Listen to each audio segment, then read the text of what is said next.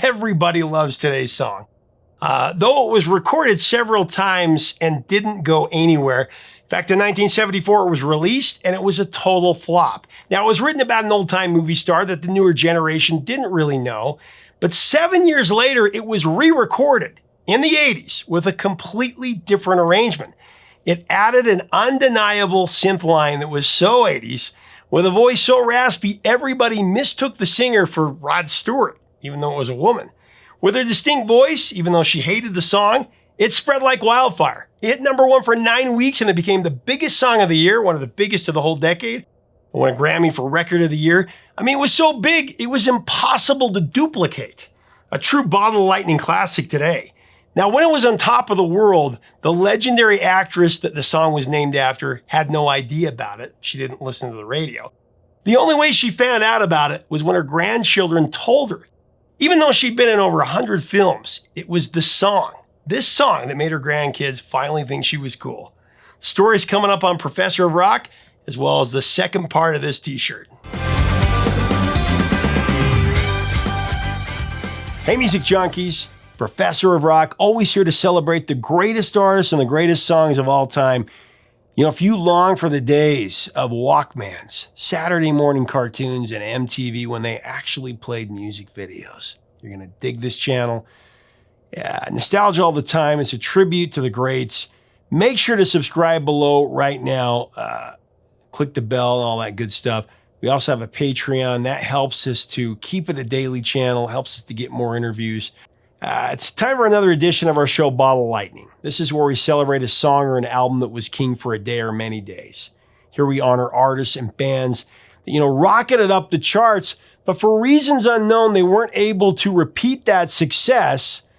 Some of them call this a one-hit wonder. We celebrate them instead as lightning in a bottle. Now, today's artist was not a one-hit wonder. She actually had 6 top 40 hits, but really only one that is still listened to like crazy today. She had a very cool, raspy voice, and she should have been a much bigger success.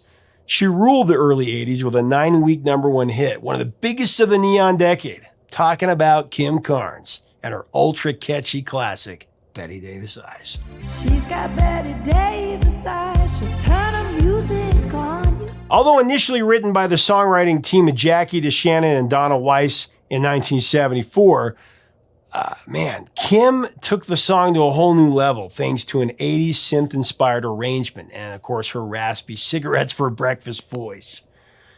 For many, it seemed like Kim Carnes came out of nowhere, but it would actually be a long time coming before Carnes would captivate the world with her rendition. Born in Los Angeles in 1945, Kim Carnes penned her first song at the age of 4. By the 1960s, she started writing songs for other artists. She started performing at local clubs and working as a session vocalist. In 1966, she joined the popular folk group, the New Christy Minstrels. That included a young Kenny Rogers. But later, she left with her husband and songwriting partner, Dave Ellingson. Wait for Saturday night. Let me tell you about a Saturday night. In 1972, Kim recorded her first album, Rest on Me, but it didn't go anywhere. Her 1975 self-titled record yielded her first chart hit. It's a duet with Gene Cotton, You're a Part of Me. That did score a number 34 ranking on the Billboard AC chart.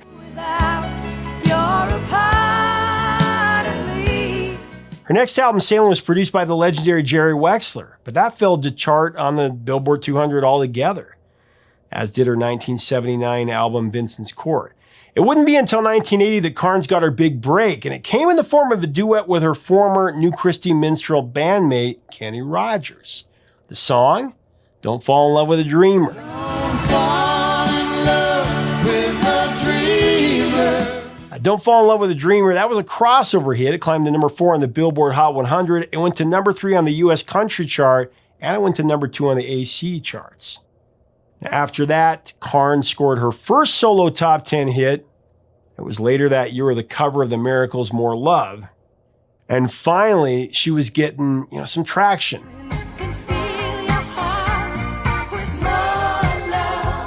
At this point, Kim Carnes seemed poised for great success. So, she took extra pains to get things just right with her next album called Mistaken Identity. Mistaken Identity was her 6th studio album. and it was released in April of 1981 by EMI America Records. And it would be her first record to chart on the U.S. Top 40. It entered the Billboard 200 at, I think it was number 66, and it climbed all the way to number 1 in its 9th week. It spent 4 weeks at the top. Later, Mistaken Identity would be certified platinum by the RIAA and be nominated for a Grammy Award, Album of the Year. Besides Bette Davis Eyes, the record included the singles Draw the Cards and Mistaken Identity, but there's no doubt that the success of the album in Kim Carnes' career rests solely on the popularity of the great Bette Davis Eyes. All in the drop of the cards. A mistaken identity. She got Bette Davis eyes. But going back to the original cut of the song, as I mentioned earlier, it was written by the songwriting team of Jackie DeShannon and Donna Weiss. Now, according to DeShannon, she got the idea for the song when she was watching the 1942 Bette Davis movie, Now Voyager.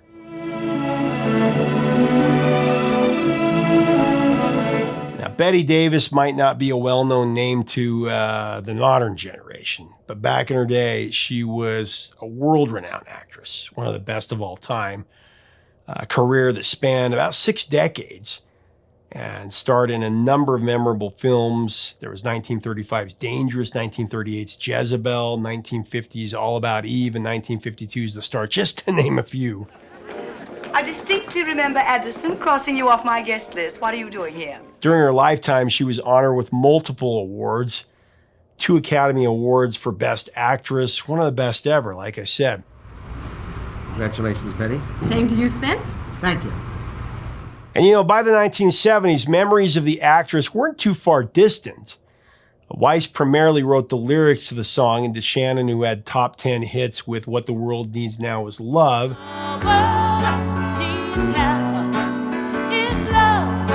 And then also Put a Little Love in Your Heart. She wrote most of the music, but they worked on it really together. Donna said about it, I kind of helped with it a little. I went over to Jackie's house one day with all the words, with too many words, as a matter of fact. Had more verses than we ended up having. We started working on it, and it sounded really good, so I left her house. She called me the next morning, really early, and she had it finished. Now, from Jackie DeShannon's side, she said that they were writing quite a bit at the time, and they both liked black and white movies. Donna had written a lot of pages, and while Jackie was fooling around with the melody, they pieced this song together. The demo that they made had a really strong rock and roll feel to it. However, the version that landed on DeShannon's 1975 LP called New Arrangement, that sounded completely different than she had intended. Apparently, her producer had a much different concept in mind. Rather than rock and roll, he kind of went for sort of a honky-tonk, big band, boogie-woogie blues arrangement. Let's just say that the song was not a hit. She's got Bette Davis eyes. So half a decade would pass before it actually reached Kim Carnes. But Kim wasn't crazy about it when she first heard it, and she said that it wasn't a hit. And she'll tease you, she'll unleash you. However, after Carnes turned to a new producer, Val Garay, Weiss sent her the song again. And Val must have heard something in it because he reworked it with a much more innovative arrangement. And Kim liked what he did with it. He actually had his assistant go out and buy the cheapest drum machine on the market because this producer, Val, he was looking for an exact sound, a certain kind of sound. Cheap drums. It worked like a charm. Lips, sweet surprise. Now, Kim Carnes would go on to say, as a songwriter, I know a great song when I hear it. This original demo was very different. My band, along with their producer Val, and I rehearsed Bette Davis Eyes for like 3 days. The demo was light and bouncy, and we changed it to a dark and minor key.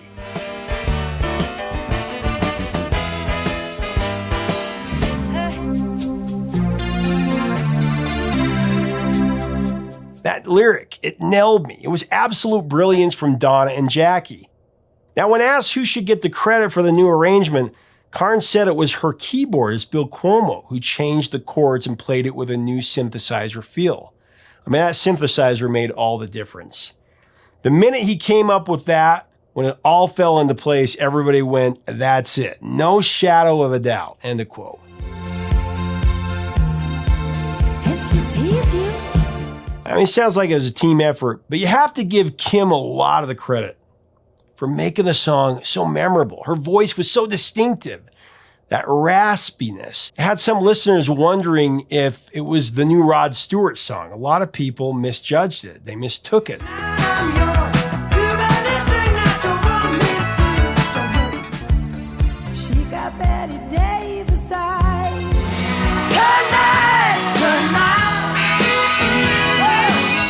I mean, this new version of Bette Davis Eyes was state-of-the-art 80s synth rock. And it was difficult to tell what was electronic and really what wasn't. Still is. The keyboards and guitars sound like each other. And the hand claps are perfectly placed drum machine hits. She'll let you take her home. I mean, the entire song has this nervously incessant pulse to it. But it's also got like this drama of an 80s movie prom ballad. It's just perfect. What's her appetite?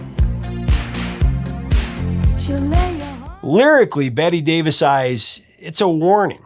When Carnes sings about a seductress who will manipulate and destroy anyone who falls for her. Very much in the same vein as the girls described in Daryl Hall and Jano's Man-Eater and Phil Collins and Philip Bailey's Easy Lover. Other 80s songs are like it. Oh, here she comes. She's a man-eater. She's an easy lover. I mean, you listen to this song and it's so light and easy and bouncy and fun that you don't really think about the lyrics, but when you really listen to the lyrics, I mean, really listen, it's kind of a dark song, actually. As the song says, this girl is going to tease you and ease you and expose you. Please you. All the better just to please you. She's precocious, she's ferocious, and she knows just what it takes to make a pro blush. It's just what it takes to make a pro blush. And there's my favorite line. All the boys think she's a spy, she's got Bette Davis eyes. Perfect lyrics. All the boys think she's a spy. She's got. I mean, this girl is a knockout who isn't afraid to play a little dirty. And to drive this point home, the lyrics employ not one Hollywood actress, but actually three. I've already talked about Bette Davis.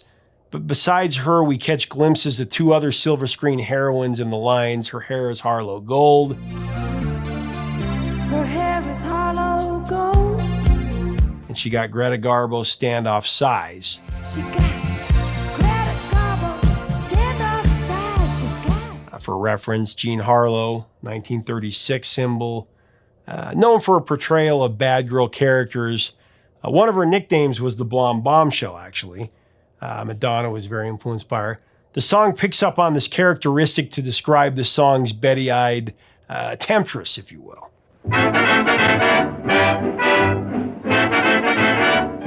The Greta Garbo name check points to the great Swedish-American actress who was active between about 1920 and 1941.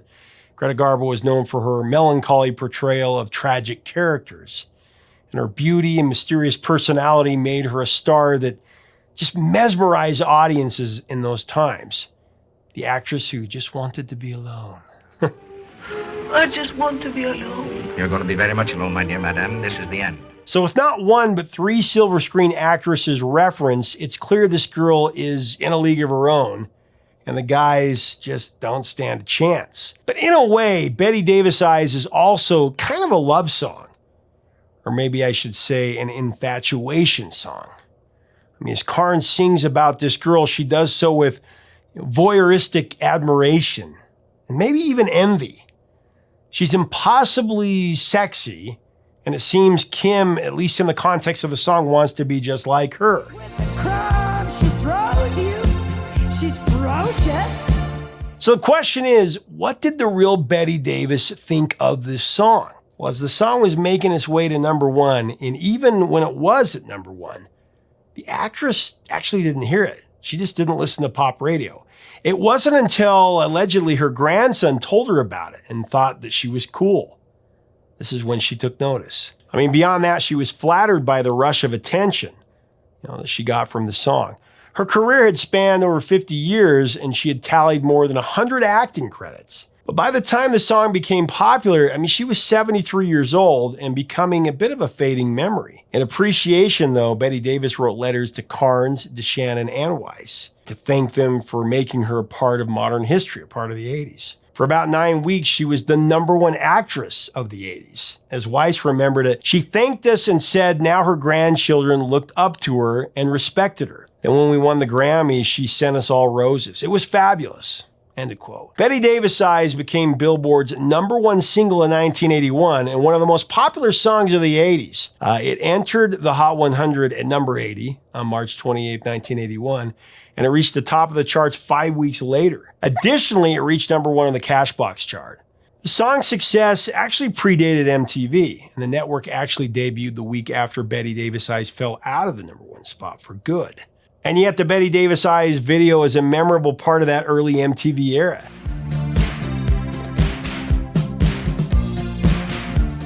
Bette Davis Eyes also became a double Grammy winner in 81, acclaimed Song of the Year and Record of the Year. And in the US, it was one of the biggest selling singles of the 80s, along with Olivia Newton-John's Physical and Endless Love by Diana Ross and Lionel Richie and Every Breath You Take by the Police.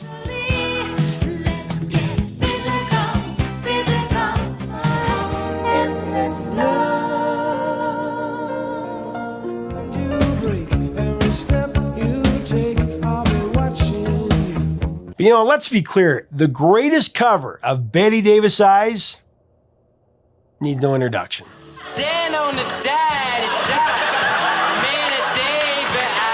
Sadly, as big as Bette Davis Eyes was and still is, that was kind of it for Kim Carnes in terms of chart dominance.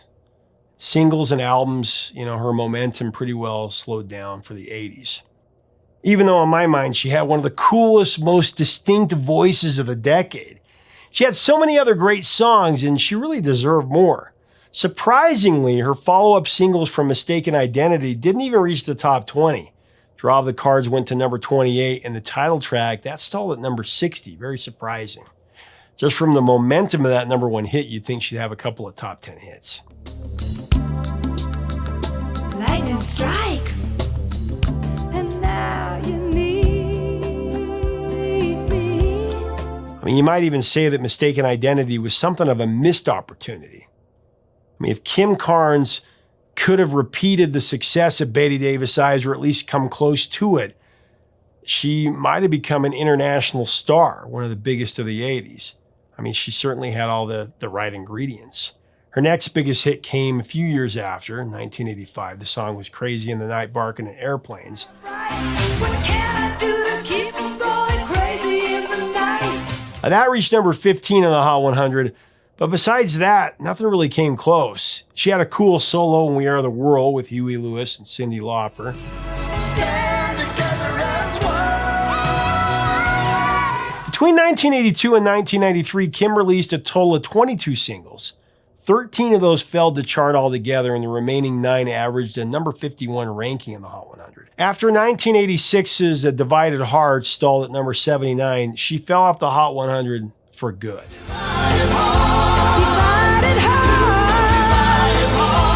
Carnes also cut a track for Flashdance in 1982. At the peak of her popularity, it's called I'll Be Here Where the Heart Is, but it wasn't released as a single, though it should have been. I think it would have been a top 20 hit, maybe even top 10.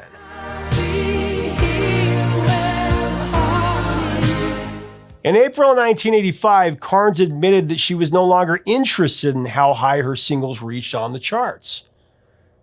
She said that she was resigned to never matching the success of Bette Davis Eyes ever again. Kim actually returned to the folk and country music of her earlier years.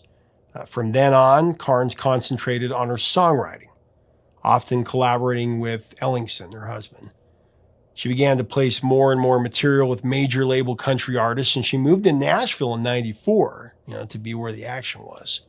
Carnes would have success in this new direction. This is a cool story, a little comeback here. One of the highlights was writing the #1 country hit, The Heart Won't Lie, a duet between Reba McEntire and Vince Gill. Very cool song. The heart won't lie.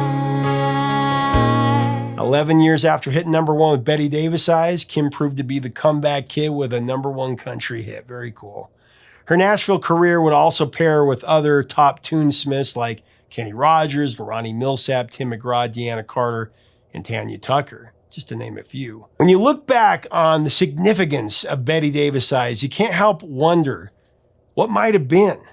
There's no denying that this is the song that defined her career. What a song it was. It left an indelible mark on music history for sure. Bette Davis Eyes. Said Carnes, that record opened up the rest of the world for me. I mean, Bette Davis Eyes. This song is undeniable. It's a quintessential 80s classic. I tell you, it reminds me of my mom doing the Jane Fonda workout while I played with my Star Wars Hoth playset in the corner of the room.